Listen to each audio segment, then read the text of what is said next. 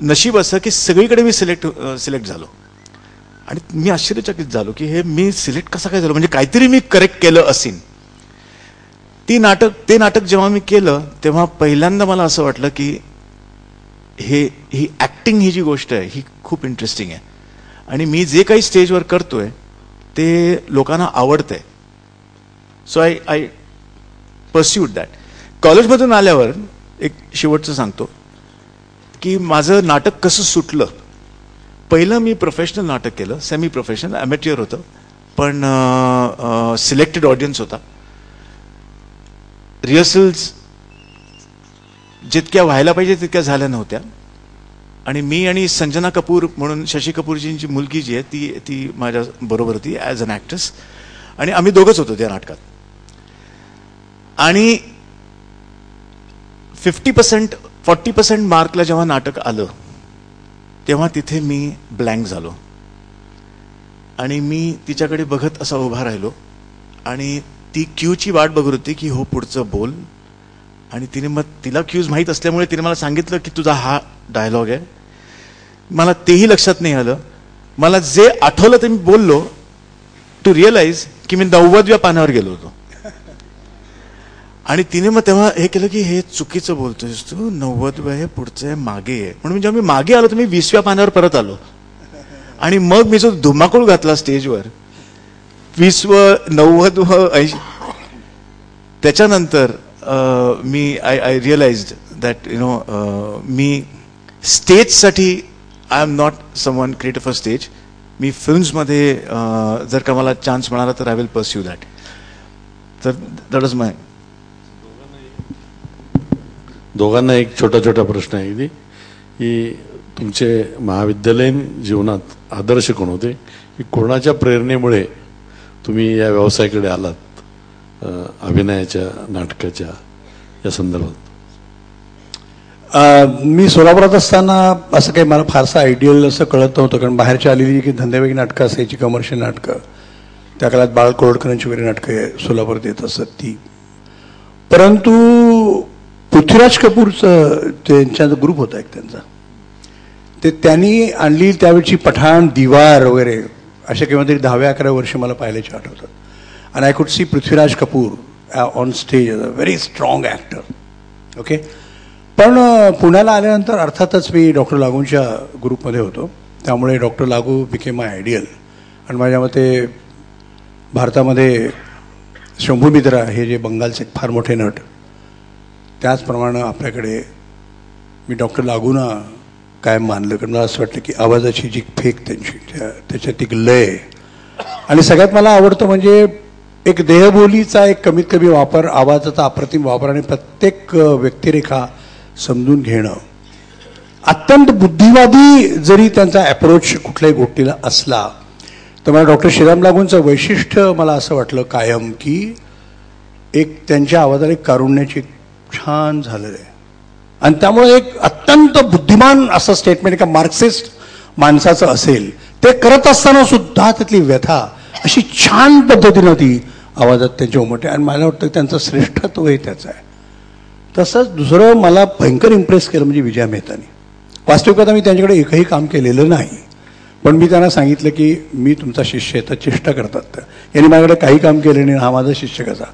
पण माझ्या मते मी तुम्हाला सांगतो त्या काळामध्ये म्हणजे 70चा जो 60-70चा काळ आहे, तो जी प्रायोगिक नाटकाची जी चळवळ होती, ज्या पद्धतीने विजयाबाईंनी मराठी रंगभूमीला एक वेगळा आकार, वेगळं परिमाण, वेगळ्या पद्धतीची नेपथ्य रचना, वेगळ्या पद्धतीची संवाद शैली अशी टाकली. आणि अत्यंत उत्तम ॲक्टर, मी विजयाबाईंसारखी इतकी उत्तम ॲक्टर विजया मेहतांसारखी तुम्ही खरोखरच त्या पिढीतले नाही आहात. आणि दुर्दैवाने त्या काळामध्ये व्हिडिओज होत नव्हते, त्यामुळे तो उत्तम त्यांचं जे काय होतं हे तुमच्याकडे नाही. हे नाटकातली झाली. चित्रपटामध्ये अर्थातच मला पहिल्यांदा अत्यंत इम्प्रेस केलेलं म्हणजे दिलीप कुमार या नटानं.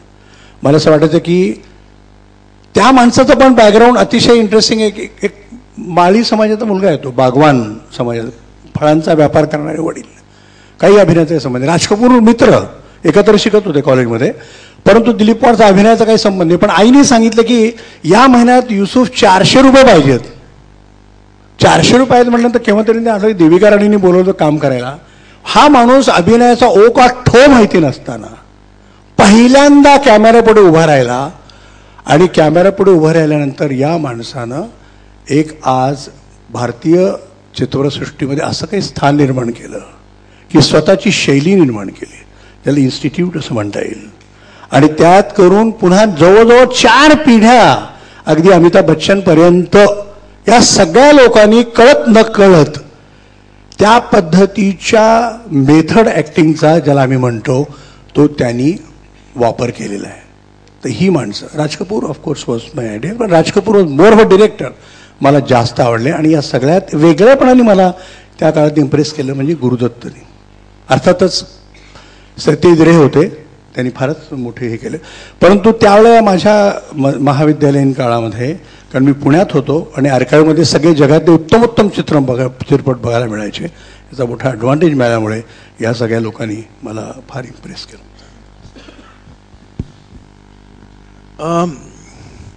माझी कधी इच्छा नव्हती की मी फिल्म लाईनमध्ये येईन. तर मी आय वुड से की माझं म्हणजे सगळ्यांचेच असतात, पण माझे आईवडील माझी खूप मोठी प्रेरणाची स्थानं होती. एक तर त्यांनी खूप लहानपणी मला लिटरेचरशी इंट्रोडक्शन केलं. म्हणजे 12 वर्षाचा होतो तेव्हा मी शिवचरित्र वाचलं बमोनचं. त्यांनी मला दमा मिराजदार, चिवी जोशी, पु ल देशपांडे, म्हणजे सगळं बपू काळे हे सगळं मला वाचायला दिलं खूप लहान वयात. त्यामुळे माझं जे इंट्रोडक्शन झालं ते खूप चांगलं झालं. फिल्म्समध्ये आल्यानंतर मी स्वतः डिस्कवर करत होतो सारखे, त्यामुळे कुठले दिग्दर्शक आहेत असं मी कधीही विचार माझ्या मनात आला नव्हता. पण लहानपणी जे तुकाराम, ज्ञानेश्वर असे जे चित्रपट बघितलेत, हे मोठं झाल्यावर फिल्ममध्ये आल्यानंतर जेव्हा मी डिस्कवर केलं की हे ॲक्च्युली बनवणारे म्हणजे दामले फतेलाल, हे चित्रपट बनवणारे म्हणजे भालजी पेंढारकर, हे बाबूराव व्ही शांताराम, हे जेव्हा मी डिस्कवर केलं तेव्हा माझे they became my constantly evolving exploration points.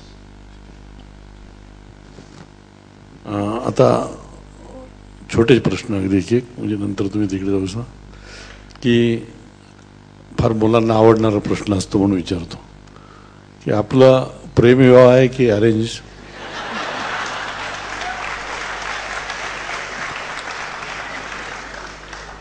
खरं हा प्रश्न आशुतोषला विचारला पाहिजे, यंगर दॅन मी.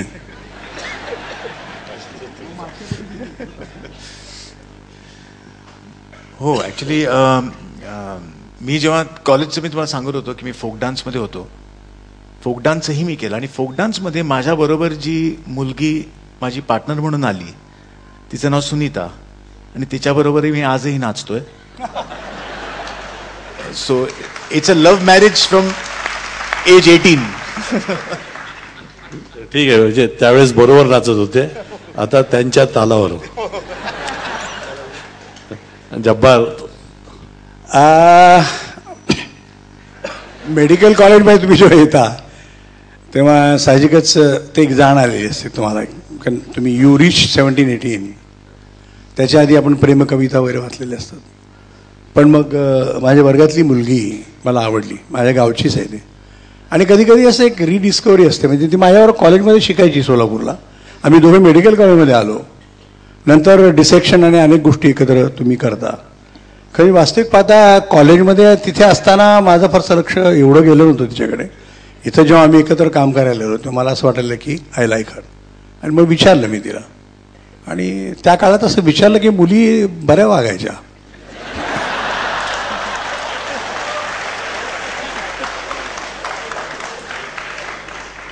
आता एखाद्या मुलीला, म्हणजे मुलींचा अपमान नाही करता, मला 2 मुली आहेत, तेव्हा मुलीने गैरसमज करून घेऊन मला एवढं आवडतं, एक बंडखोरी मुलींच्यामध्ये इतकी छान आहे.